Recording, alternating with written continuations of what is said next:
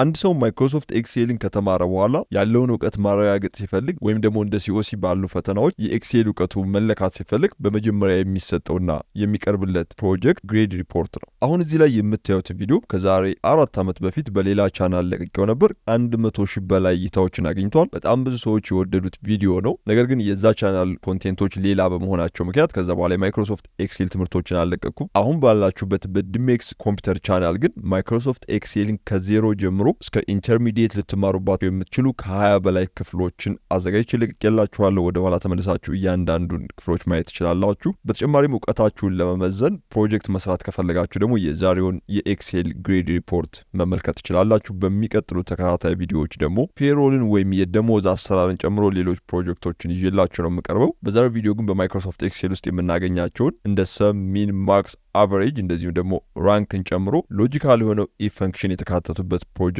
ነው። በእርግጠኝነት ቪዲዮውን ተወዱታላችሁ። ያላችሁት ደግሞ ዲሜክስ ኮምፒውተር ላይ ነው።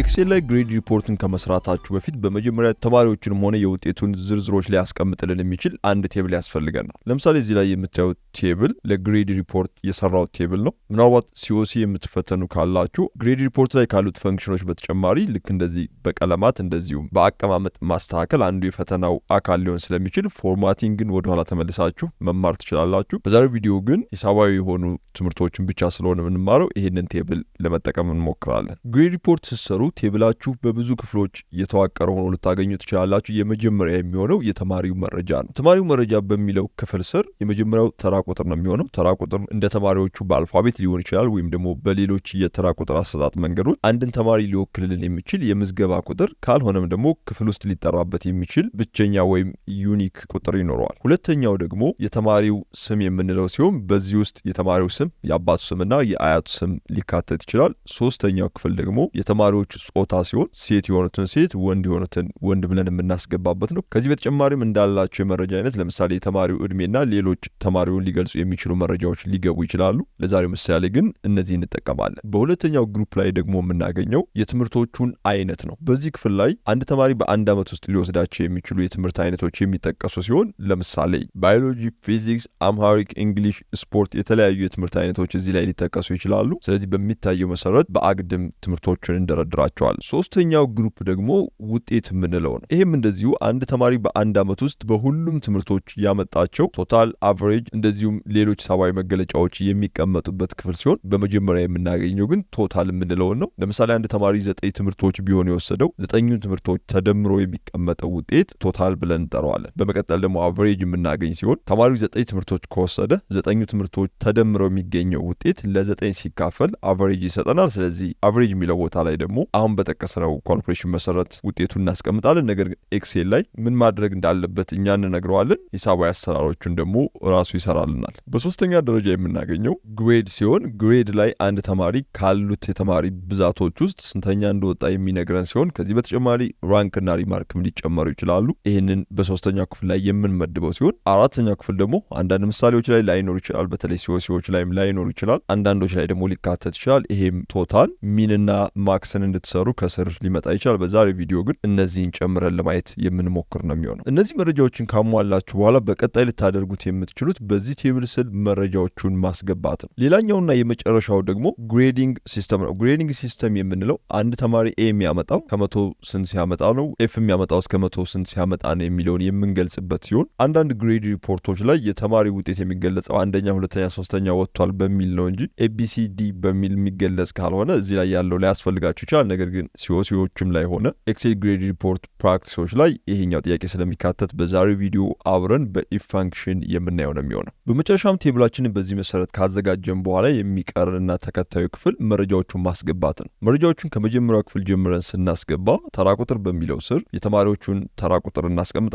ለጊዜው 5 ተማሪዎች ብቻ ስለሆነ ያሉኝ ከ1 እስከ 5 አስቀምጣለሁ። በመቀጠል ደግሞ የተማሪዎቹን ሙሉ ስም አስቀምጣለሁ። ለዚህ ፕሮጀክት እኔ የተጠቀምኩት የተማሪዎቹን ስምና የአባት ስም ነው። አብዛኛው ቦታ ላይ ግን እስከ አያታቸው ነው መግባት ያለበት። በመቀጠልም ጾታቸው ወንድ ከሆነ ወንድ፣ ሴት ከሆነ ሴት ይህንን አስገባለሁ። በመጨረሻም ተማሪዎቹ በእያንዳንዱ ትምህርት ላይ ያመጧቸውን ውጤቶች በተማሪዎቹ ፊት ለፊት በሚገኙ የትምህርት አይነቶች ላይ አስቀምጥላቸዋለሁ። ለጊዜው ተማሪዎቹ 6 ትምህርት ነው የወሰዱት። ስለዚህ በእያንዳንዱ ተማሪ ፊት ለፊት ላይ የ6ቱንም ትምህርቶች ውጤት እናስቀምጣለን።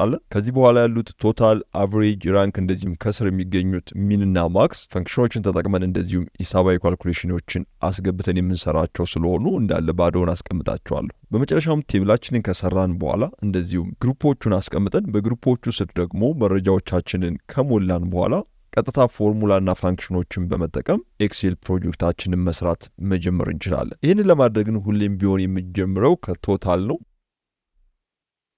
ግሬድ ሪፖርት ላይ ቶታል የምንለው የአንድ ተማሪ ጠቅላላ የተማራቸው ትምህርቶች የውጤቱ ድምር ማለት ነው። በዚህ ምሳሌ መሰረትም እነዚህ የምታዩቸው 6 ትምህርቶች ሲደመሩ የምናገኘው ውጤት ቶታል ብለን እንጠራዋለን። ኤክሴል ላይ ግን ከላይ እስከታች ብትፈልጉ በፍጹም ቶታል የሚባል ምንም አይነት ፋንክሽን ልታገኙ አትችሉም። ስለዚህ ቶታልን መስራት ስትፈልጉ ሁልጊዜም ቢሆን የምትጠቀሙት ፋንክሽን ሰም ፋንክሽንን ነው። ምክንያቱም ደግሞ ሰም ድምራዊ የሆኑ ሂሳቦችን እንደሚሰራልን፣ ቶታል ማለት ደግሞ የሁሉም ትምህርቶች ጠቅላላ ድምር ማለት ነው። በዚህ መሰረት ሰም ፋንክሽንን ለመጠቀም 3 ቦታዎች ላይ ማግኘት ትችላላችሁ። የመጀመሪያው አውቶ ሰም ላይ ቀስቷን ስንጫን ከሚመጡልን አማራጮች ውስጥ መጀመሪያ ላይ የሚገኘውን ሰም መጠቀም ትችላላችሁ። አውቶ ሰምም ተመሳሳይ ነው። ነገር ግን አውቶ ሰም በራሱ ስለሆነ ማርክ የሚያደርገው የተወሰነ ልዩነት አለው። ለጊዜው ሰምን ተጠቀሙ። ሁለተኛው መንገድ ደግሞ ሰም ፋንክሽንን በመጻፍ ማግኘት ነው። ይህን ለማድረግ ሁልጊዜም ቢሆን መልስ የምትሰሩበት ቦታ ላይ ክሊክ ማድረግ አለባችሁ። ሁሌም ደግሞ አንድን ፋንክሽን ከመስራታችሁ በፊት የእኩል ይሆናል ምልክትን መጠቀም ይጠበቅባችኋል። ስለዚህ መልስ የምሰራበት ቦታ ላይ እኩል ይሆናል በማለት ጽፋለሁ። በመቀጠል መስራት የምፈልግበትን ፋንክሽን ነው የምጽፈው። በዚህ ጊዜ መስራት የምፈልገው በሰም ነው። ስለዚህ SUM ብለን እንጽፋለን። እንደምታዩት መጀመሪያ ላይ መጥቶልኛል። ስለዚህ የኮምፒውተራችሁ ኪቦርድ ላይ ታብን በመንካት ወይም ደግሞ ሰም የሚለው ጽሁፍ ላይ በማውዛችሁ ደብል ክሊክ በማድረግ ማስገባት ትችላላችሁ። በመቀጠልም መደመር የምንፈልጋቸውን እያንዳንዱን ትምህርቶች በአንድ ጊዜ ሰሌክት እናደርግለታለን። በዚህ መሰረት ከመጀመሪያው ጀምሮ እስከ 6ኛው ያሉትን ትምህርቶች በአንድ ጊዜ ለመጀመሪያው ተማሪ ሰሌክት አደርጋለሁ። ይህንም በኋላ እንሰራዋለን። በሶስተኛ ደረጃ ሰምን ለማግኘት ኤፍኤክስ ወይም ኢንሰርት ፋንክሽን ውስጥ ነው የምናገኘው። ይህም ከላይ እንደምታዩት ኤፍኤክስ የምትላለች እሷን አንድ ጊዜ ክሊክ ሳደርገው አንድ 4 ማዕዘን ቦክስ ይከፈታል። ሳጥኑ ሲከፈትላችሁ ፊት ለፊት ላይ ሰም የሚል ካለ ትፈልጋላችሁ። ከሌለ ትንሽ ወደ ታች ሄዳችሁ መፈለግ ትችላላችሁ። እንደምታዩት እዚህ ላይ አግኝቼዋለሁ። ምናልባት እዚህ ላይ ካላገኛችሁት ግን በቀይ ያከበብኩላችሁ ቦታ ላይ ሰም ብላችሁ ጽፋችሁ ጎ ብትሉት ሰምን ካለበት ፈልጎ የሚያመጣላችሁ ይሆናል። እኔ ግን ለጊዜው ስላገኘሁት ሰም ላይ ክሊክ በማድረግ ከስር ኦኬ የሚለውን እጫናለሁ። ከፈለጋችሁ ደግሞ በምታዩት መሰረት ሰም ላይ ደብል ክሊክ በማድረግ ወደሚቀጥለው ስቴፕ ማለፍ ትችላላችሁ። እንደምታዩት አዲስ ቦክስ ተከፍቶልኛል። እዚህ ላይ ነምበር 1 የሚለው ቦታ ላይ የሚጠይቀኝ መደመር የምትፈልጋቸውን ቁጥሮች ሰሌክት አድርግ ነው። ልክ ቅድም እንዳደረግ ነው። እዚህ ላይ ያለውን ጽሁፍ ማጥፋት አይጠበቅባችሁም። ቀጥታ መደመር የፈለጋችሁትን ብቻ በምታዩት መሰረት ሰሌክት አድርጋችሁ ታሳዩታላችሁ። በመቀጠልም ኦኬ የሚለውን ነክተን እንጨርሳለን። እንደምታዩት የመጀመሪያው ተማሪ የዮሐንስ በላይ ድምር ውጤት ከ600 520 ይሆናል። ሁለተኛው ደግሞ አቨሬጅ ነው። እንደምታውቁት የአቨሬጅ ዋና ሐሳቡ ጠቅላላ ያለንን ትምህርት ደምረን ለትምህርቶቹ ብዛት ማካፈል ነው። አሁን ባለኝ ፕሮጀክት መሰረት እንደምታዩት ጠቅላላ 6 ትምህርቶች አሉኝ። ለምሳሌ የመጀመሪያውን ተማሪ ብንወስድ 6ቱ ትምህርቶች ሲደመሩለት 520 ይመጣሉ። ይሄንን ድምር ለጠቅላላ ትምህርቱ ሳካፍለው ይሄ ማለት 520 ለ6 ሳካፍለው የሚመጣልኝ ውጤት ለመጀመሪያው ተማሪ አቨሬጅ ይሆናል። በዚህ ምሳሌ መሰረት ለመጨረሻዋ ለአበበች አዳነ ለምትባለው ተማሪ ጠቅላላ ትምህርቷን ስደምረው እንደምታዩት 464 ነው የሚመጣው። ይህንን ትምህርት ጠቅላላ የወሰደችው 6 ስለሆነ 464ን ለ6 አካፍሎ የሚመጣው ውጤት የተማሪ አበበች አዳነ አቨሬጇ ይሆናል። በዚህ መሰረት አቨሬጅን ለመስራት ሁልጊዜም ቢሆን መልሱ እንዲቀመጥ የምንፈልገው ቦታ ላይ ክሊክ ማድረግ አለብን። ስለዚህ የመጀመሪያው ተማሪ ላይ ክሊክ አደርጋለሁ። 520 ሲካፈል ለ6 ኢንተር ስለው መልሱ የሚሆነው 86.67 ነው። ነገር ግን ኤክሴል ላይ አቨሬጅን ለመስራት በዚህ መሰረት ማኑዋሊ ማስገባት አይጠበቅብን። ምክንያቱም ኤክሴል የራሱ የሆነ አቨሬጅ ፋንክሽን አለው። ይህንን የምናገኘው ደግሞ ከላይ ቅድም ሰምን ካገኘንበት አውቶ ሰም ከሚለው ቦታ ላይ ነው። ቀስቷን እጫናለሁ። ከሰም ወደ ታች እንደምታዩት አቨሬጅ አለ። ስለዚህ አቨሬጅ የሚለውን ስጫ ነው ኤክሴል ከስር በራሱ እነዚህ ትምህርቶችን ነው አቨሬጅ ልሰራባቸው የምትፈልገው ብሎ ሰሌክት ያደርግልኛል። ነገር ግን እንደምታዩት ሰሌክት ካደረጋቸው ትምህርቶች በተጨማሪ ቶታሉንም ሰሌክት አድርጎብኛል። ይሄ ማለት ፍጹም የተሳሳተ ነው። ስለዚህ በቀላሉ ቶታሉን ስለማልፈልገው ከመጀመሪያው ትምህርት ጀምሮ እስከ ኬሚስትሪ ያለውን በራሴ ማኑዋሊ ሰሌክት አደርግለታለሁ። በመቀጠል ኢንተርን እጫናለሁ። መልሱ ተመሳሳይ ነው እንደምታዩት እንደምታዩት 86.67 ይሆናል። ስለዚህ አቨሬጅን ስትጠቀሙ ቶታሉን መንካት እንደዚሁም ደግሞ ላለው ጠቅላላ ትምህርት ማካፈል አይጠበቅባችሁ። አቨሬጅን ትጽፋላችሁ። በመቀጠልም ሁሉንም ትምህርቶች ሰሌክት ታደርጉለታላችሁ። ቶታሉን ወስዶ ላለው የትምህርት ብዛት አካፍሎ መልሱን ማስቀመጥ የራሱ የኤክሴል ስራ ይሆናል። ስለዚህ መጀመሪያውን ተማሪ ውጤት ካገኘን በኋላ ቅድም ለሰም የተጠቀምነውን አውቶፊል ቴክኒክ እዚህም በተመሳሳይ እንጠቀማለን። ነገር ግን መጠንቀቅ ያለባችሁ በቀኝ በኩል ከታች መንካት ትታችሁ ልክ አሁን እዚህ እንደምታዩት የመደመር ምልክቱ ነው በአራቱም አቅጣጫ ቀስት ያላትን ይዛችሁ ከጎተታችሁ እንደምታዩት ሙቭ ነው እንጂ አውቶፊል አይደለም። ይሄ ማለት መጀመሪያ ላይ ከነበረበት ቦታ ማውዙ ተንቀሳቅሶ የቆመበት ቦታ ላይ ሴላችሁ ውስጥ ያለውን ዳታ ሙቭ ያደርጋል ወይም ያንቀሳቅሳል ማለት ነው። ይህንን ልመልሰው ኮንትሮል ዜድ። ስለዚህ መጠቀም ያለባችሁ ሁሌም ቢሆን ከታች በቀኝ በኩል ያለችውን ነው አውቶፊል፣ እሷን ይዛትና ወደታች እስከ መጨረሻው ተማሪ ድረስ ጎትታታለሁ። በዚህ መሰረት አቨሬጃችሁን ከሰራችሁ ቀጣዩ የሚሆነው ደግሞ ግሬድ ነው። ግሬድ ማለት ደግሞ አንድ ተማሪ ያለው አቨሬጅ ተወስዶ አቨሬጁ ላይ ያለው ቁጥር ኤ ነው ቢ ነው ወይስ ደግሞ ሲ ነው የሚለውን የምንወስንበት የውጤት አይነት ነው። ይሄ አብዛኛውን ጊዜ ለእያንዳንዱ ትምህርቶች የሚሰጥ ነው። በዛሬው ምሳሌ ግን የሁሉንም ትምህርቶች ተጠቅመን ያገኘነውን አቨሬጅ ግሬድ ለመስራት እንጠቀምበታለን። አብዛኛው ጊዜ ግን እንዳልኳችሁ ባዮሎጂ መምህር ለራሱ ግሬድ ይሰጣል፣ ፊዚክስ መምህር ለራሱ፣ አማሪክ መምህር ለራሱ፣ እንደዚሁም ሌሎች ትምህርቶች ለየራሳቸው ነው ግሬድ የሚሰጡት። ከዚህ ውጭ ግን ሁሉም ትምህርቶች ተደምረው የሚመጣውን አቨሬጅ ብዙ ጊዜ ለግሬድ አንጠቀምበት። ግን በዚህ ፕሮጀክት ዋናው ዓላማው ግሬድ እንዴት እንደሚሰራ ማሳየት ስለሆነ የሁሉንም ትምህርቶች አቨሬጅ ለመጠቀም ሞክራለሁ። እናም ግሬድን ስትሰሩ ሁሌም ቢሆን ጊቭን ይሰጣቸዋል። ለምሳሌ እዚህ ላይ እንደምታዩት ከ90 እስከ 100 ያመጣ ተማሪ ኤ ነው።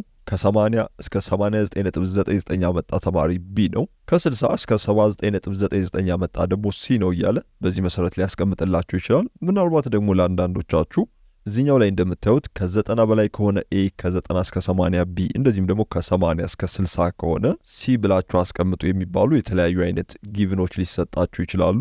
እናንተ ሁለተኛውን ተጠቀሙ። እኔ ግን በመጀመሪያው ምሳሌ ላሳያችሁ ሞክራለሁ። ነገር ግን እዚህ ላይ ማወቅ ያለባችሁ ሁለቱም ቢሰጣችሁ ምንም አይነት ልዩነት የለውም። ዋና ሐሳቡን ከተረዳችሁት በቀላሉ ግሬድን መስራት ትችላላችሁ። እኔ ግን በመጀመሪያው አሳያችኋለሁ። እናንተ ግን የሁለተኛውን የግሬድ ሲስተም መጠቀም ትችላላችሁ። እናም ግሬድን መስራት ስትፈልጉ በሁለት አይነት መንገድ መስራት ትችላላችሁ። የመጀመሪያው እዛው መልስ መስራት የምትፈልጉበት ቦታ ላይ ማኑዋሊ በመጻፍ ሲሆን፣ ሁለተኛው ደግሞ ኢንሰርት ፈንክሽን ወይም ኤፍኤክስ ላይ በመንካት በቀላሉ በእያንዳንዱ ቦክሶች ውስጥ በማስገባት መስራት ትችላላችሁ። የመጀመሪያው መንገድ ከላይ ኤፍኤክስን ስነካ እንደምታዩት አንድ ቦክስ ይከፈታል። እዚህ ቦክስ ላይ ኢፍ ፈንክሽን ፊት ለፊት ላይ ሊኖር ይችላል፣ ምናልባት ከዚህ በፊት ተጠቅማችሁበት ከሆነ። ነገር ግን ካጣችሁት ከላይ ሰርች ቦክሱ ላይ የተጻፈ ጽሑፍ ካለ በዚህ መሰረት አጥፉትና ኢፍ ብላችሁ ጽፋችሁ ጎ በሉት።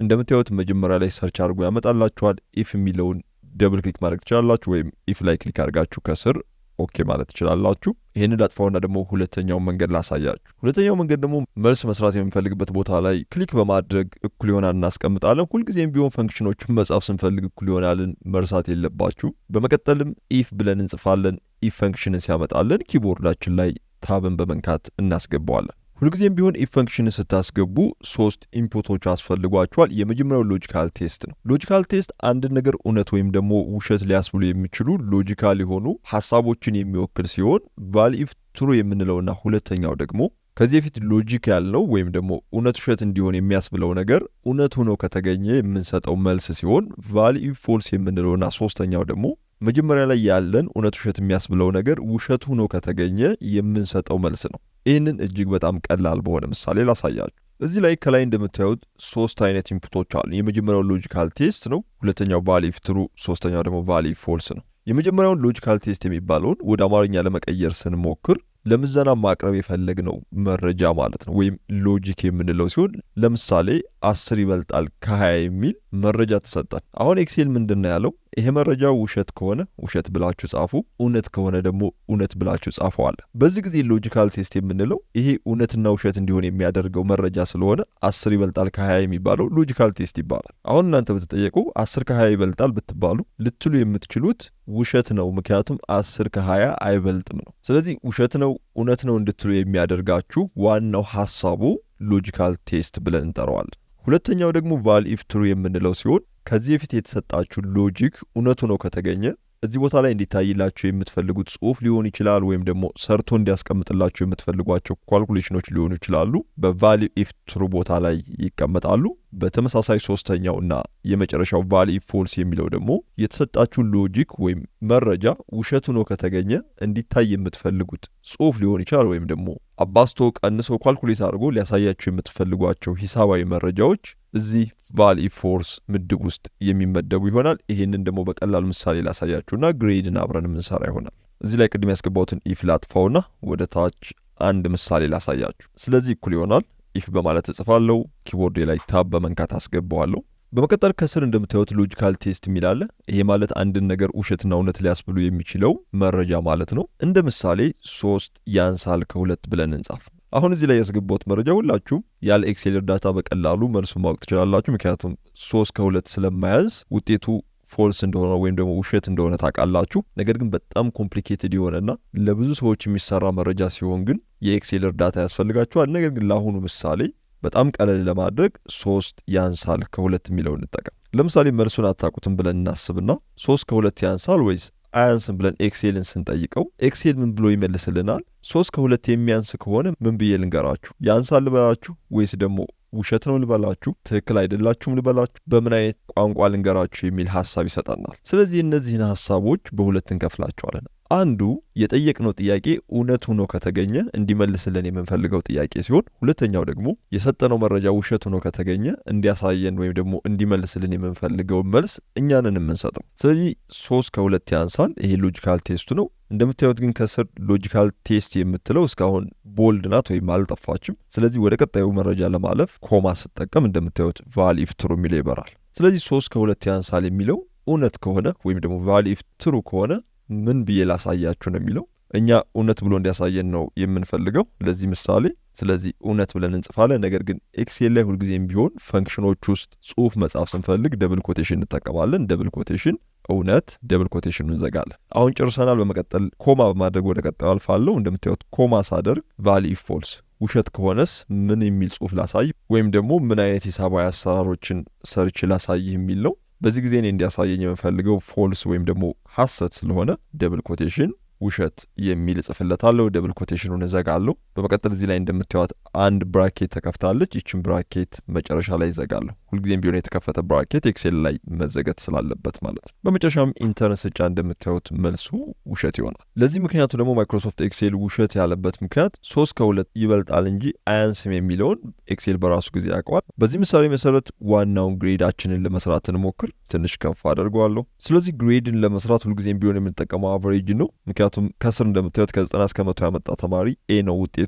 ቶታል ደግሞ ከ100 በላይ የሆነ ውጤት ስለሆነ ቶታል ለግሬድ አይሆንም። ለግሬድ የምንጠቀመው አቨሬጅን ብቻ ነው። ስለዚህ ምንድነው የማደርገው? እኩል ይሆናል ኢፍ እጽፋለሁ። ሁሌም ቢሆን ግሬድ ስንሰራ በኢፍ ነው የሚሰራው። ስለዚህ ኢፍን ሲያመጣልኝ ታብ በመንካት አስገባዋለሁ። በመቀጠል አቨሬጁ የመጀመሪያውን ተማሪ ስለሆነ የምንሰራው የምንነካውም የመጀመሪያውን ተማሪ አቨሬጅ ነው። በዚህ መሰረት 86.67 ምናምን ብለን አንጽፍም። የምናደርገው አቨሬጁ ያለበትን ቦታ ነው ክሊክ በማድረግ የምናሳየው። በዚህ ጊዜ 86.67 ያለበትን ቦታ ክሊክ አድርገዋለሁ። እንደምታዩት ኬስሪ ነው። አሁን ኬስሪ ላይ ያለው 70 ይሁን 80 ይሁን 90 ይሁን እኛ ያገባንም። ኤክሴል ራሱ አይቶ ውጤቱን ራሱ ነው የሚያስቀምጥልን። እኛ ፎርሙላውን ነው የምናስቀምጥልን። ስለዚህ የመጀመሪያ ተማሪ አቨሬጁ ከበለጠ ወይም እኩል ከሆነ ከ90 በመቀጠል ኮማ አደርጋለሁ። አሁን ያስገባሁት ሎጂካል ቴስት ነው የሚባለው። ስለዚህ አሁን ያስገባሁት ቴስት ቫል ኢፍ ትሩ እውነት ከሆነ ምን ልበለው? እውነት ከሆነ ኤ በለው። ነገር ግን ኤክሴል ላይ ጽሁፎችን ለመጻፍ ደብል ኮቴሽን ነው የምንጠቀመው ብለናል። ስለዚህ ደብል ኮቴሽን ኤን በካፒታል እጽፋለሁ፣ ደብል ኮቴሽን እዘጋለሁ። በመቀጠል ኮማ ሳደርግ ቫል ኢፍ ፎልስ ይበራል። ውሸት ከሆነስ ምን ልበለው ነው የሚለኝ።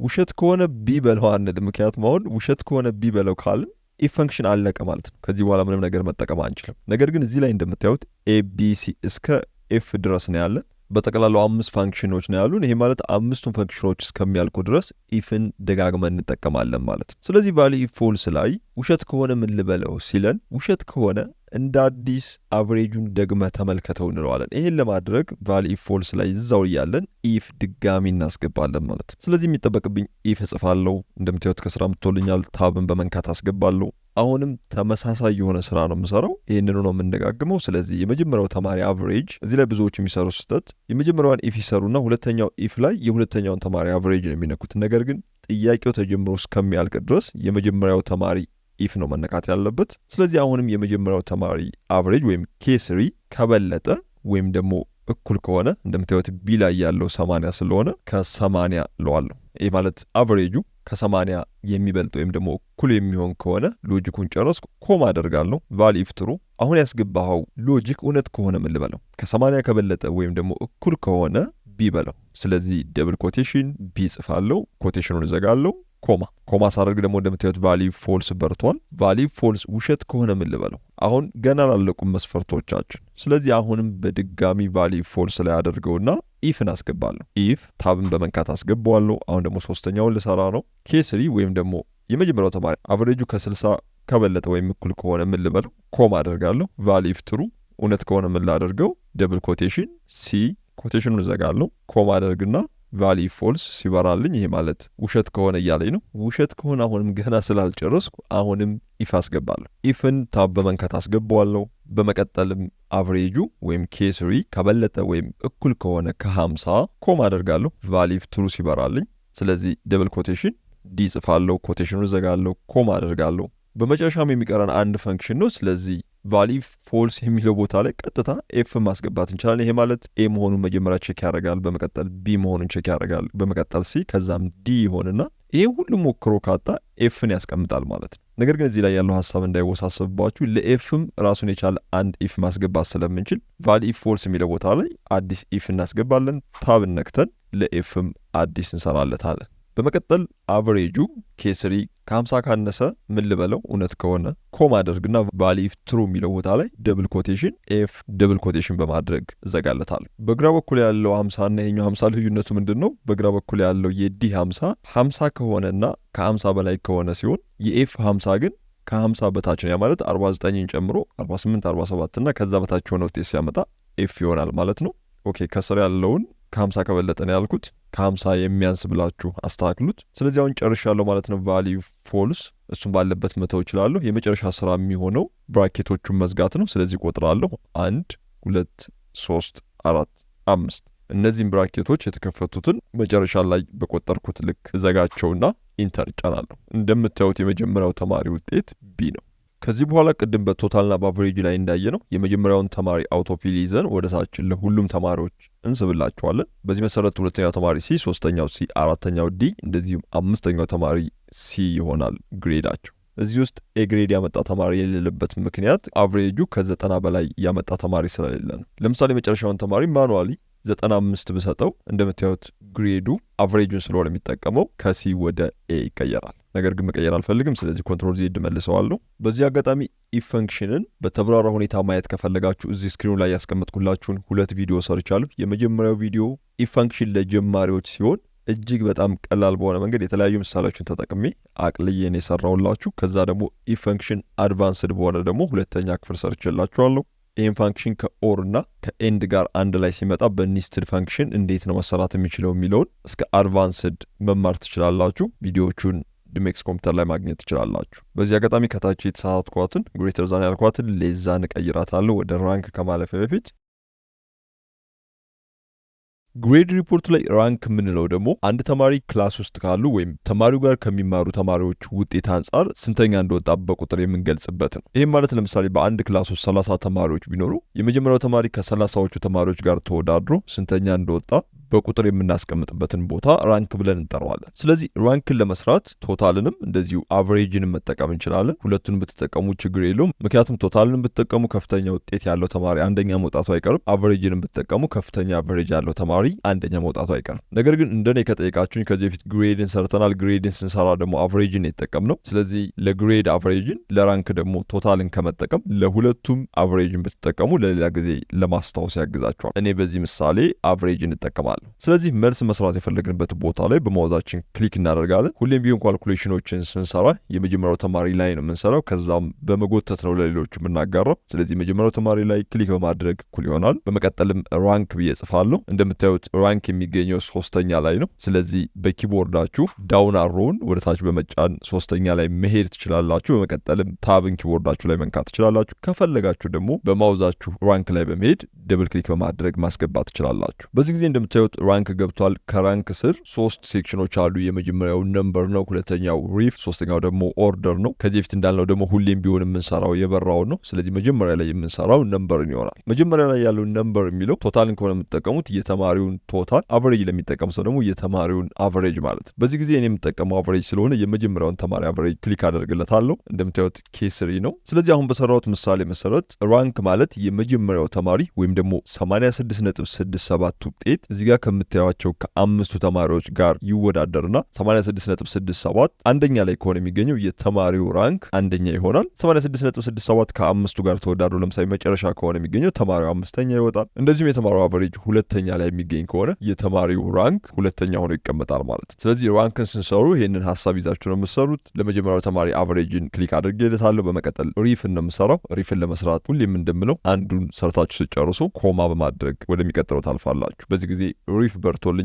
ሪፍ ማለት ደግሞ ሪፈራንስ ማለት ሲሆን አሁን ክሊክ ያደረጋችሁት የተማሪ ውጤት ከየትኞቹ ውጤቶች ጋር ተወዳድሮ ነው አንደኛ ወይም ሁለተኛ ወይም ሶስተኛ እንዲወጣ የምትፈልጉት ነው የሚለው። በዚህ ሀሳብ መሰረት የሁሉንም ተማሪዎች በሚታየው መሰረት ሰሌክት አደርግለታለሁ። ነገር ግን እዚህ ላይ በጣም ብዙ ሰዎች የሚሰሩ ስህተት ምንድን ነው? መጀመሪያ ላይ ነምበር የሚለው ቦታ ላይ የመጀመሪያውን ተማሪ አቨሬጅ ክሊክ ስላደረግን አሁን ደግሞ ክሊክ ማድረግ ያለብን ወይም ደግሞ ሰሌክት ማድረግ ያለብን ከሁለተኛው ተማሪ ጀምሮ ነው ብሎ ያስባሉ። ይሄ በጣም ስህተት ነው። ምክንያቱም የመጀመሪያው ቁጥር ይሄንን አቨሬጅ ከሌሎቹ አቨሬጆች ጋር አወዳድርልኝ እያልነው ነው። ስለዚህ ስናወዳድር የመጀመሪያውም ልጅ አቨሬጅ ከሚወዳደሩት ቁጥሮች ጋር አብሮ ሰሌክት መደረግ ይኖርበታል። ስለዚህ ሰሌክት ማደርገው ከራሱ ከመጀመሪያው ከ86.67 አቨሬጅ ጀምሮ ሁሉንም ወደታች ሰሌክት አደርግለታለሁ። በዚህ ጊዜ ምን እያልነው ነው? 86.67ን ከሌሎቹ ጋር አወዳድርን እያልነው ነው። ለምሳሌ በጣም ውስን ተማሪዎችን ስለሆነ የተጠቀምኩት በቀላሉ በአይናችን መስራት እንችላለን። ከስር ለምሳሌ 77.33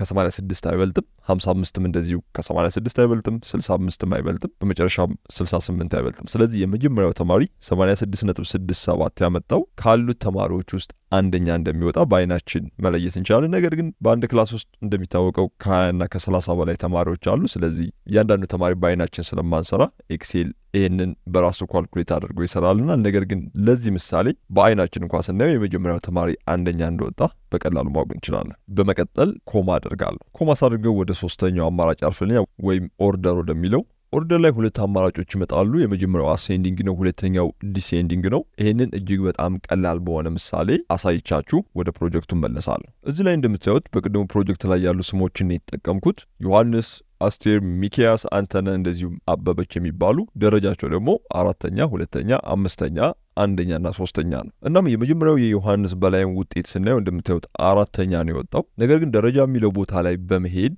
እና ቦታውን ክሊክ በማድረግ በዚህ መሰረት አጠቁረዋለሁ። በመቀጠል ሆም ታብ ላይ አሴንዲንግ የሚለውን አንድ ጊዜ ይጫነዋለሁ። በዚህ ጊዜ እንደምታዩት የመጀመሪያ ላይ የነበረው ዮሐንስ የሚባለው ተማሪ አራተኛ ቦታ ላይ ይቀመጣል። ደረጃቸው ደግሞ ከ1 ጀምሮ ወደ 5 በቀደም ተከተል ይቀመጣል ማለት ነው። ይሄ የአሴንዲንግ ምሳሌ ሊሆን ይችላል። ይሄ ማለት ቁጥሮቹ ያለበት ረድፍ አሴንዲንግ ካደረግነው ከትንሹ ወደ ትልቁ እንዲቀመጥ እያደረግነው ነው። እዛው ላይ ክሊክ እንደተደረገ ደግሞ ሆም ታብ ላይ በመሄድ ዲሴንዲንግን ክሊክ ባደርገው እንደምታዩት ከ5ኛ ወደ 1ኛ ያስቀምጠዋል። ዮሐንስ በላይ የሚባለው ተማሪ ሁለተኛ ላይ ይመጣል፣ ምክንያቱም አራተኛ ስለሆነ የወጣው። በዚህ መሰረት አሴንዲንግ ማለት ከትንሹ ወደ ትልቁ ማስቀመጥ ሲሆን ዲሴንዲንግ ማለት ደግሞ ከትልቁ ወደ ትንሹ ማስቀመጥ። ስለዚህ ቅድም በሰራነው ፕሮጀክት መሰረት ካየነው ከፍተኛ ውጤት ያላቸውን ተማሪዎች አሴንዲንግ ካደረግናቸው የሚሰጣቸው ደረጃ ትንሹን ሲሆን በጣም ዝቅተኛ አቬሬጅ ያላቸውን ተማሪዎች ደግሞ ከፍተኛ የሆነ ደረጃ ይሰጣቸዋል ማለት ነው። ይህንን ደግሞ ቅድም ወደ ሰራነው ፕሮጀክት ልመለስና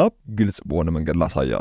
እንደምታዩት ፕሮጀክታችን ላይ ዲሴንዲንግን 0 አሴንዲንግን 1 አድርጎ ነው ያስቀምጠው። ስለዚህ አሴንዲንግን መጠቀም የምትፈልጉ ሰዎች በቀላሉ አንድ ቁጥርን መጻፍ፣ ዲሴንዲንግን መጠቀም የምትፈልጉ ደግሞ 0ን መጻፍ ትችላላችሁ። ነገር ግን እዚህ ላይ ምንም ነገር ሳትጠቀሙ ወይም ምንም ነገር ሳትጽፉ ቀጥታ ኪቦርዳችሁ ላይ ኢንተር በሉት። በዚህ ጊዜ እንደምታዩት የመጀመሪያውን ተማሪ አንደኛ ብሉታል። ይሄ ማለት አሴንዲንግም ዲሴንዲንግም ሳትጠቀሙ ባይ ዲፎልት ከፍተኛ ውጤት ያመጣውን ተማሪ ከመጀመሪያው ደረጃ ጀምሮ መስጠት ይጀምራል። በመቀጠል አንደኛ የወጣው ተማሪ ላይ ክሊክ በማድረግ አውቶፊሉን በመያዝ እስከ መጨረሻው ተማሪ እጎትትለታለሁ። በዚህ መሰረት አንደኛ 2 2 2 1 የሚሉ ራንኮች አስቀምጥልኛል። ነገር ግን እዚህ ላይ 3 ተማሪዎች ሁለተኛ ወጥተዋል፣ 2 ተማሪዎች ደግሞ አንደኛ ወጥተዋል። እዚህ ላይ እንደምናየው አንደኛ የወጡትን 2 ተማሪዎች ብናያቸው 86.6 እና 77.3 በፍጹም አንድ አይነት የሆኑ አቨሬጆች አይደሉም። ነገር ግን ሁለቱም ተማሪዎች አንደኛ ወጥተዋል። ይሄ ማለት እዚህ ላይ የሰራነው ራንክ ችግር አለበት ማለት ነው። ችግሩ ደግሞ ከምን እንደመጣ በጣም በቀላሉ ላሳያችሁ። የሰራነውን ስህተት ለማየት ደግሞ የመጀመሪያው ተማሪ ላይ ደብል ክሊክ አደርጋለሁ። እንደምታዩት ወደ ፈንክሽኑ አስገብቶኛል። መጀመሪያ ላይ የተጠቀምነው ወይም ነምበር ላይ የተጠቀምነው ኬ3 ነው። ኬ3 ማለት ደግሞ የመጀመሪያው ተማሪ አቨሬጅ ነው። በመቀጠል ሪፈራንስ ላይ የተጠቀምኩት ደግሞ ከኬ3 ጀምሮ እስከ ኬ7 ያሉትን ነው። ይሄ ማለት የሁሉንም ተማሪዎች አቨሬጅ እንደተጠቀምኩ እዚህ ላይ ማየት ትችላላችሁ። የመጀመሪያው ተማሪ ኬ3 ላይ ያለው ነው። የመጨረሻው ተማሪ ደግሞ ኬ7 ላይ ያለው ነው። ስለዚህ እዚህ ቦታ ላይ በትክክል አስገብተናል። ይሄ ትክክል ከሆነ ችግሩ ምንድን ነው ካላችሁኝ የመጨረሻው ተማሪ ላይ በመሄድ ላሳያችሁ። ለምሳሌ የመጨረሻው ተማሪ ላይ ደብል ክሊክ ባደርገው በምታዩት መሰረት እዚህ ላይ ነው ዋናው ትልቁ ችግር የሚገኘው። ምክንያቱም እንደ ነምበር ወይም እንደ አቨሬጅ የተጠቀመው ኬ7 ነው ወይም የራሱን አቨሬጅ ነው። እዚህ ላይ ምንም ችግር የለውም። ምክንያቱም የራሱን አቨሬጅ ከሌሎቹ ተማሪዎች ጋር ስለሆነ ማወዳደር የሚጠበቅበት ነምበር የሚለው ላይ ሁሉም ተማሪ የራሱን አቨሬጅ ነው የሚጠቀመው። ነገር ግን ሪፈራንሱን እንደምታዩት ከኬ7 እስከ ኬ11 ነው የተጠቀመው። ይሄ ደግሞ ትልቅ ስህተት ነው። እዚህ ላይ የተፈጠረው ችግር የምንድን ነው ካላችሁን የሴል ሪፈራንስ ችግር ነው። ምናልባት ስለ ሴል ሪፈራንስ ያላያችሁ ካላችሁ በተብራራ መልኩ ስለ ሴል ሪፈራንስ ቪዲዮ ሰርችላችኋለሁ። ወደኋላ ተመልሳችሁ ዲቴይል የሆነውን በምሳሌ ማየት ትችላላችሁ። ነገር ግን ለዚህ ቪዲዮ እኔ ባጭሩ የተወሰነ ሀሳቦችን አንስቼ አልፋለሁ። ስለዚህ የመጨረሻውን ተማሪ እንደምታዩት ኬ7 የሚለው ትክክል ነው። ምክንያቱም የእሱን ውጤት ከሌሎቹ ተማሪዎች ጋር ስለሆነ ማወዳደር ያለበት። ሪፈራንስ የሚለው ላይ ግን ይሄ መጨረሻ ላይ ያለው ተማሪ መወዳደር ያለበት ከሁሉም ተማሪዎች ጋር ነው። ነገር ግን በቀይ የበራው እንደምታዩት የጀመረው ከኬ3 ሳይሆን ወይም ከመጀመሪያው ተማሪ ሳይሆን ከኬ7 ነው። በመቀጠልም ተማሪዎች የሌሉበትን ቦታ በራሱ ሰሌክት አድርጎብናል። ለምሳሌ ሶስተኛው ቦታ ላይ ያለውን ተማሪ ደግሞ ድጋሚ ደብል ክሊክ በማድረግ ለማየት እንሞክር። ሶስተኛውም ተማሪ ላይ እንደምታዩት ነምበር የሚለው ቦታ ላይ ኬ5 የራሱን አቨሬጅ ተጠቅሟል። ይሄ ትክክል ነው። ስህተቱ የተፈጠረው ግን ኬ5ን ከሌሎቹ ተማሪዎች ጋር ማወዳደር ሲገባው ከኬ5 ጀምሮ እስከ ኬ9 ይሄ ማለት ሁለቱ መጨረሻ ላይ ያሉት ሴሎች ምንም ተማሪ የሌለባቸው ናቸው። በተሳሳተ መንገድ ተማሪዎች የሌሉበትንም ቦታ ጨምሮ ነው ማለት ነው የሶስተኛውን ተማሪ ከሌሎች ተማሪዎች ጋር ለማወዳደር የሞከረው። ይሄ ደግሞ ትልቅ ስህተት። ለዚህ ዋነኛው ምክንያቱ ደግሞ ማይክሮሶፍት ኤክሴል የሚጠቀመው የራሱን ሴል ሪፈራንስ ነው። ይሄ ማለት የመጀመሪያውን ጥያቄ ሰርታችሁ ትሰጡታላችሁ። በመቀጠል የሰራችሁትን ፓተርን በመጠቀም ለሌሎቹ ተማሪዎች በራሱ ይጨርስላቸዋል። ይህም ማለት የመጀመሪያው ተማሪ ላይ በመሄድ ማሳያችሁ እንደምታዩት ነምበር የሚለው ቦታ ላይ ይሄ ማለት የተማሪው አቨሬጅ መወዳደር ያለበት ተከታታይ ያሉ 5 ተማሪዎች ጋር ነው። ስለዚህ ኤክሴል እዚህ ላይ ምን ሀሳብ ይወስዳል? የመጀመሪያው ተማሪ መወዳደር ያለበት ከዛው ከተማሪው ጀምሮ ወደ ታች ያሉ 5 ተማሪዎች ጋር ነው ብሎ አንድ ፓተርን ይወስዳል። አሁን ሶስተኛው ቦታ ላይ ደብል ክሊክ አድርጌ ባሳያችሁ ኤክሴል ምን ብሎ እያሰበ ነው? ይሄ ተማሪ ወይም ሶስተኛው ቦታ ላይ ያለው ተማሪ መወዳደር ያለበት ከራሱ ከተማሪው ጀምሮ ወደ ታች ወዳሉ 5 ተማሪዎች ጋር ነው ብሎ ነው የሚያስበው። ከዚህ ውጭ እዚህ ቦታ ላይ ተማሪዎች አሉ፣ እዚህ ቦታ ላይ አቨሬጅ አለ ብሎ በፍጹም አያውቅም። የመጀመሪያው ተማሪ የራሱ አቨሬጅን ከራሱ ጀምሮ ላሉት 5 ተማሪዎች ካወዳደርን የሶስተኛውንም ተማሪ ከራሱ አቨሬጅ ጀምሮ ያሉትን 5 ተማሪዎች ማወዳደር ይጀምራል። ነገር ግን ሶስተኛው ተማሪ ላይ ወደ ታች ያሉት 3 ተማሪዎች ናቸው እንጂ 5 ተማሪዎች አይደሉም፣ ወይም ደግሞ 2ቱ ባዶ ናቸው። ስለዚህ የማይሆን አይነት ሰሌክሽን ሰርቶብናል ማለት ነው። በተመሳሳይ የመጨረሻው ተማሪም ጋር ባሳያችሁ እንደምታዩት የራሱን አቨሬጅ ይወስዳል። በመቀጠል ከራሱ አቨሬጅ ጀምሮ ያሉ 5 ተማሪዎችን ይወስዳል። ነገር ግን በዚህ ጊዜ ምንም አይነት ተማሪ ከሱ በታች የለም። ስለዚህ ችግሩ ያለው ከኤክሴል ሳይሆን ከኛ ነው ማለት ነው። ምክንያቱም ሁልጊዜም ቢሆን በፊት ለፊቱ ካሉት ጀምሮ ወደ ታች 5 ተማሪዎች የሚቆጥር ከሆነ እኛ ለኤክሴል መጀመሪያ ላይ መናገር ያለብንን ፓተርን በትክክል ማስቀመጥ ይኖርብናል። ይህም ማለት ሁሉም ተማሪዎች በፊት ለፊታቸው ያሉ አቬሬጆችን ይጠቀሙ። ነገር ግን መወዳደር ያለባቸው ከፊት ለፊታቸው ጀምሮ ወደ ታች 5 ቆጥረን ሳይሆን ከላይ ከመጀመሪያው ተማሪ ጀምሮ ያሉትን 5ቱን ለሁሉም ተማሪዎች ተጠቀም ብለን ፓተርን መናገር አለብን። ይህ ማለት የመጀመሪያው ተማሪ የራሱን አቬሬጅ ከመጀመሪያው ጀምሮ ያሉትን 5፣ ሶስተኛው ተማሪ ደግሞ የራሱን አቬሬጅ ከመጀመሪያው ጀምሮ ያሉትን 5፣ እንደዚሁም የመጨረሻውም ተማሪ የራሱን አቬሬጅ ከመጀመሪያው ጀምሮ ካሉት 5 ተማሪዎች ጋር ማወዳደር አለበት ማለት ነው። ይህንን ለማድረግ ደግሞ ሴል ሪፈራንሳችሁ እንዳይንቀሳቀስ መቆለፍ አለባችሁ። ይህንን የመቆለፍ ቴክኒክ እንዳልኳችሁ ከዚህ በፊት ዲቴል አስተምሬያለሁ።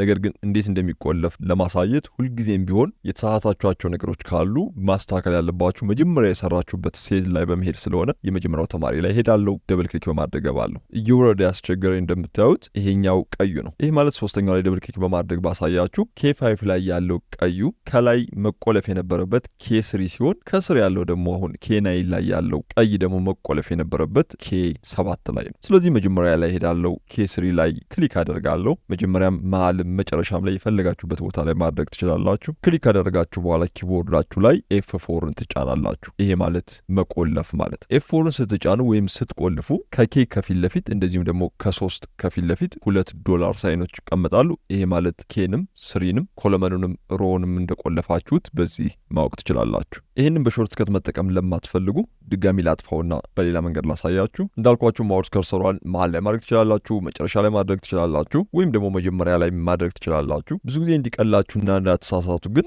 K3 ከሆነ ለምሳሌ መካከል ላይ ብታደርጉት በኬና በ3 መካከል ስህተት እንዳትሰሩ ያግዛችኋል። ስለዚህ መካከል ላይ ካደረግኩ በኋላ F4ን በመጫን ሎክ አድርገዋለሁ። ይሄ ማለት ከዚህ በኋላ K3 በፍጹም አይንቀሳቀስም። በተመሳሳይ ወደ ታች እየወረደ ያስቸገረኝ ሌላኛው ሴል ደግሞ K7 ነው። ስለዚህ በኬና በ7 መካከል ማውዜን ክሊክ አደርጋለሁ። በመቀጠል F4 እጫናለሁ። ወይም ደግሞ F4ን ከረሳችሁ ምን ማድረግ ትችላላችሁ? ከኬ መጀመሪያ ላይ ሽፍትን ይዛችሁ በ4 ቁጥር የዶላር ምልክቱን ማኑዋሊ ታስገባላችሁ። በመቀጠል ደግሞ ከ7 ፊት ለፊት አሁንም የዶላር ሳይኗን ታስቀምጣላችሁ። በዚህ መሰረትም መቆለፍ ትችላላችሁ። ይህንን ከጨረስኩ በኋላ ኢንተር እለዋለሁ። ነገር ግን ኢንተር ማለታችሁ የመጀመሪያውን ተማሪ ውጤት ብቻ ነው እንጂ የሚያስተካክለው ሌሎቹን አያስተካክልም። ስለዚህ ድጋሚ አውቶፊል በማድረግ ሌሎቹን መልሶች ማስታወስ ይጠበቅብኛል ማለት ነው። አንደኛው ተማሪ ላይ ክሊክ አደርጋለሁ። አውቶፊል ምልክቷን በመያዝ እስከ 5ኛው ተማሪ ድረስ ጎትትለታለሁ። በዚህ ጊዜ እንደምታዩት አንደኛ፣ 3ኛ፣ 4ኛ፣ 5ኛ እና 2ኛ በማለት ትክክለኛ ውጤታቸውን በዚህ መሰረት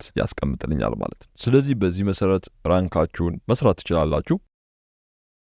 ቀጣዩና በቀኝ በኩል ያለው የመጨረሻው ደግሞ ሪማርክ ነው። ሪማርክ እንደምታውቁት ጠቅላላ የሆነውን የተማሪዎች ሪፖርት የሚገልጽ ነው። ይህ ማለት አንድ ተማሪ ከወደቀ ወድቋል፣ ካለፈ ደግሞ አልፏል የሚለውን የምንናገርበት ነው። ይህም ከግሬድ ሪፖርት ጋር ተመሳሳይ የሆነ ሀሳብ ነው ያለው። ይህ ማለት ኢፍ ፈንክሽን እንጠቀማለን። ስለዚህ ሪማርክን ለመስራት መልስ መስራት የምንፈልግበት ቦታ ላይ ክሊክ በማድረግ እኩል ይሆናል። በመቀጠል ኢፍ እንጽፋለን። ኢፍን እንዳገኘሁት አስገባዋለሁ። በመቀጠል ሁሌም ቢሆን የሚሰራው ሎጂካል ቴስት ነው። እንደምታዩት የመጀመሪያው የበራልኝ እሱ ነው። ሎጂካል ቴስት ማለት አንድ ሰው ወድቋል ወይም ደግሞ አልፏል እንዲባል የሚያደርጉት መስፈርቶች ናቸው። ስለዚህ በዚህ ጊዜ አንድ ተማሪ አልፏል የምንለው ስንት ሲያመጣ ነው፣ ወድቋልስ የምንለው ስንት ሲያመጣ ነው የሚለውን ሎጂካል ቴስት የሚባለው ቦታ ላይ እናስገባለን። ስለዚህ ሁሌም ቢሆን አንድ ተማሪ አልፏል የምንለው 50ና ከ50 በላይ ሲያመጣ ሲሆን ወድቋል የምንለው ደግሞ ከ50 በታች ሲያመጣ ነው። ስለዚህ ሎጂካል ቴስታችን K3 ይበልጣል ወይ እኩል ይሆናል ከ50። እናም ሎጂካል ቴስታችን ትክክል ከሆነ አልፏል እንላለን። ትክክል ካልሆነ ደግሞ ወይም ደግሞ ከ50 ካነሰ ወድቋል እንላለን። ስለዚህ ሎጂካል ቴስት ከጨረስን በኋላ ኮማ እናደርጋለን። እንደምታዩት ቫል ኢፍ ትሩ የሚለው በቀጣይነት ይበራል። ስለዚህ የመጀመሪያው ሎጂካል ቴስት የምንለው እውነት ከሆነ ወይም ደግሞ አቨሬጁ ከ50 ከበለጠ ወይም እኩል ከሆነ ምን ልበለው እዚህ ቦታ ላይ ነው። ደብል ኮቴሽን አልፏል የሚል እጽፋለሁ። ደብል ኮቴሽኑን እዘጋለሁ። በመቀጠል ኮማ አደርግና ቫል ኢፍ ፎልስ ወደሚለው አልፋለሁ። ቫል ኢፍ ፎልስ ማለት ደግሞ ሎጂካል ቴስት ላይ ያስገባችሁት ሎጂክ ውሸት ከሆነ ወይም ደግሞ የማያሟላ አይነት መስፈርት ካለው እዚህ ቦታ ላይ ምን የሚል እንዲታይ ትፈልጋላችሁ ነው። እኛ የምንፈልገው ወድቋል ነው። ስለዚህ ደብል ኮቴሽን ወድቋል፣ ደብል ኮቴሽን እዘጋለሁ። በመቀጠል አንድ ቀንፋለሁ። ስለዚህ እሱን እዘጋና ኢንተር እለዋለሁ። የመጀመሪያው ተማሪ ውጤት እንደምታዩት አልፏል ነው የሚለው። አውቶፊሊን በመያዝ ወደታች ለሁሉም ተማሪዎች ጎትትላቸዋለሁ። ነገር ግን ሁሉም ተማሪዎች አልፈዋል። ለአንድ ምሳሌ እንዲመቸል ለምሳሌ 55.17 የሚለውን ቀይሬ ላሳያለሁ። ለምሳሌ ይሄ ተማሪ 40 ቢያመጣ አውቶማቲካሊ ይሄ ተማሪ ወድቋል የሚለውን ሪማርክ ላይ ያሳየናል ማለት። ስለዚህ እዚህ ላይ የሰራነው ሪማርክ ፋንክሽን ትክክል መሆኑን በዚህ ማወቅ እንችላለን። ምሳሌውን ካሳየኋችሁ የቀየርኩትን ወደኋላ መልሰዋለሁ።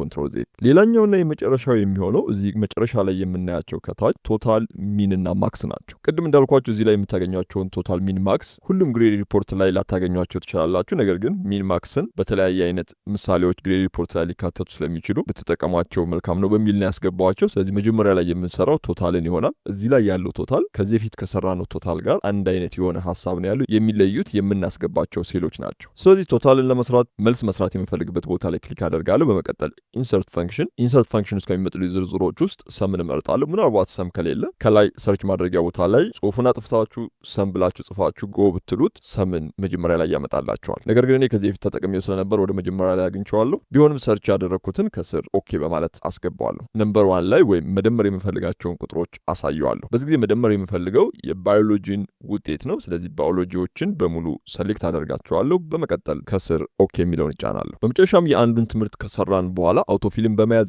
ለሁሉም ለፊዚክስ፣ ለአምሃሪክ፣ ለእንግሊሽ ወደ ጎን ጎትትለታለሁ። በዚህ ጊዜ እንደምታዩት ለፊዚክስ 422 ነው ውጤት ያመጣው። ያ ማለት የሁሉም ተማሪዎች ውጤት ተደምሮ በፊዚክስ 422 ነው። ስለዚህ ከባዮሎጂ፣ ከፊዚክስ፣ ከአምሃሪክ፣ ከእንግሊሽ ከሁሉም የትምህርት አይነቶች ውስጥ ተማሪዎች በከፍተኛ ደረጃ ውጤት ያመጡት ለፊዚክስ ትምህርት እንደሆነ በዚህ ማወቅ ትችላላችሁ። ቀጣዩ የሚሆነው ሚንን መስራት ነው። ሚንን ለመስራት ከፈለጋችሁ እዚህ ሆም ላይ አውቶሰም የሚለውን በመጫን ሚን ማክስ እዚህ ላይ ማግኘት ትችላላችሁ። ለአሁኑ ሚንን በዚህ ልስራውና ማክስን ደግሞ በሌላ መንገድ አሳያችኋለሁ። ስለዚህ ሚንን በመንካት ወደ ውስጥ አስገባዋለሁ። ሚንን በማስገባበት ጊዜ እንደምታዩት አውቶማቲካሊ ሴሌክት አድርጎልኛል። ነገር ግን እርግጠኛ ለመሆን እኔ በራሴ አሳየዋለሁ። በመቀጠል ኢንተር እጫናለሁ። እንደምታዩት ዝቅተኛው 45 ነው። ይሄ ማለት አሁን ከተጠቀሱት የባዮሎጂ ትምህርቶች ውስጥ ዝቅተኛ ውጤት ያመጣው ተማሪ ስንት ነው ውጤቱ ነው። ስለዚህ ከተጠቀሱ ተማሪዎች ውስጥ በዛ የትምህርት አይነት ወይም በባዮሎጂ ዝቅተኛ ውጤት የተመዘገበው 45 ነው። በዚህ መሰረት የመጀመሪያውን ከሰራው በኋላ አውቶፊልን በመያዝ ለሁሉም የትምህርት አይነቶች ወደ ጎን ስብለታለሁ። እንደምታዩት ኬሚስትሪ ላይ 36፣ ስፖርት 45፣ እንደዚሁ እንግሊሽ ላይ 45፣ አማሪክ ላይ እንደዚሁ 22 አለ። ወደ ላይ ተመልሰን ብናያቸው ዝቅተኛው አማሪክ ላይ የተመዘገበው ትምህርት 22 እንደሆነ ባይናችሁ ማየት ትችላላችሁ። ነገር ግን በጣም ብዙ ዶክመንቶች ተማሪዎች ምናምን ሲኖሩ እነዚህ ፋንክሽኖች እጅግ ጠቃሚ ሆነው ታገኛላችሁ። በመቀጠል ማክስን ነው የምንሰራው። ማክስን ደግሞ በመጻፍ እጠቀማለሁ። ስለዚህ መልስ መስራት እንፈልግበት ቦታ ላይ እኩል ይሆናል። በመቀጠል ማክስ ጽፍለታለሁ። እንደምታዩት መጀመሪያ ላይ አምጥቶልኛል። በመቀጠል ታብን በመንካት ወደ ውስጥ አስገባዋለሁ። ማክሱን ወይም ደግሞ ከፍተኛ ውጤት ማየት የምፈልግባቸውን ሬንጆች ወይም ክልሎች በዚህ መሰረት አሳየዋለሁ። በመቀጠል ኢንተር እጫናለሁ። በዚህ ጊዜ ለባዮሎጂ ወይም ለመጀመሪያው ትምህርት 96 ነው ውጤቱ። እናም የመጀመሪያውን ትምህርት ከሰራን በኋላ አውቶፊልን በመያዝ ለሁሉም ትምህርቶች ስባለሁ። እንደምታዩት ስፖርት ላይ 100 ያመጣ ተማሪ አለ። ስለዚህ በዚህ መሰረት ቶታል ሚንና ማክስን በጣም በቀላሉ መስራት እንችላለን ማለት ነው። የዛሬ ቪዲዮ ረዘም ያለ ነው፣ ምክንያቱም እንደ ፕሮጀክት ታዩታላችሁ ብዬ አስባለሁ። ነገር ግን ማይክሮሶፍት ኤክሴልን በተለይ ደግሞ ከትምህርት ከስራ ጋር የሚያያዝ ከሆነና የግድ ማወቅ አለብኝ ብላችሁ ካስባችሁ ኤክሴልን ከ20 ክፍሎች በላይ ከዜሮ ጀምራችሁ ኢንተርሚዲየት እስከምትሆኑ ድረስ ልትማሯቸው የምትችሏቸውን ቱቶሪያሎች በፓርት ሰርች የላችኋለሁ። ድሜክስ ኮምፒውተር ዩቲዩብ ቻናል ላይ ሁሉንም ቪዲዮዎች በነፃ ማግኘት ትችላላችሁ። ገብታችሁ ተማሩ። በእርግጠኝነት ተወዷቸዋላችሁ። ነገር ግን እነዛን ትምህርቶች ተምሮ እንደዚህ አይነት ፕራክቲስ መስራት ለሚፈልግ ወይም ደግሞ በተለያዩ በሲኦሲ ፈተናዎች ምክንያት ግሬድ ሪፖርትን መማር ፈልጋለሁ ለሚል ግን ትንሽ የተብራራና ጊዜ የሚወስድ አይነት ቪዲዮ ቢሆንም በጣም ብዙ እውቀቶች የሚያገኝበት ስለሚሆን ጠቃሚ ነው ብዬ አስባለሁ። ስለዚህ የዛሬው ግሬድ ሪፖርት ላይ የነበረን ቪዲዮ ይህን ይመስል ነበር። አብሬያችሁ ደግሞ ዚዙ ዱሜክስ ነበርኩ። ባባይ